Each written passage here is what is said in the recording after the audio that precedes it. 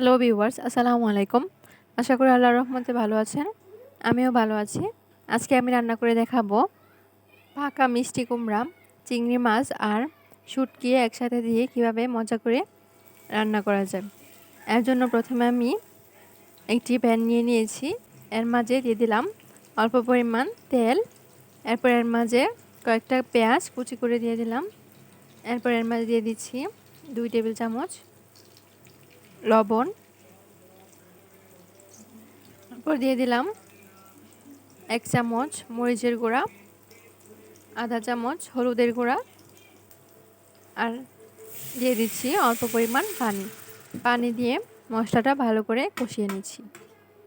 মশলাটা কিছুক্ষণ কষানো হয়ে গেলে এর মাঝে আমি কয়েকটা চিংড়ি মাছ ছোটো করে কেটে এর মাঝে দিয়ে দিলাম।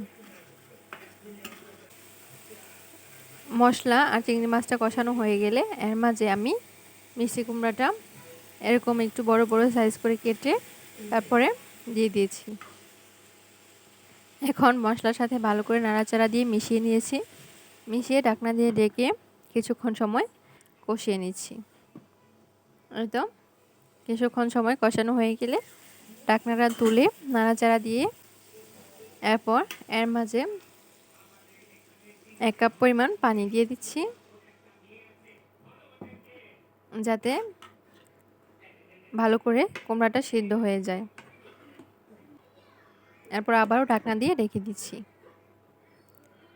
যখন একটু বলক আসবে তখন এর মাঝে একটা পুঁটির শুটকি নিয়ে নিয়েছি, ভিজা পুঁটির শুটকি আর একটা রসুন। এরপর এইগুলো আদা বাটা করে এই কুমড়ার মাঝে দিয়ে দিলাম। দেওয়ার পর নাড়াচাড়া দিয়ে আবারও ঢাকনা দিয়ে ঢেকে দিয়েছি। ঢাকনা দিয়ে ঢেকে কিছুক্ষণ রেখে যখন কুমড়াটা সিদ্ধ হয়ে যাবে তখন এর উপর দিয়ে কয়েকটা কাঁচামরিচ দিয়ে দিলাম। এরপর ঝোলটা যখন মাখো মাখো হয়ে যাবে তখন উঠিয়ে পরিবেশন করে নেব। আশা করি আমার ভিডিওটি ভালো লেগেছে, আর ভালো লাগলে অবশ্যই আমার চ্যানেলটি সাবস্ক্রাইব করে দেবেন। দেখার জন্য ধন্যবাদ।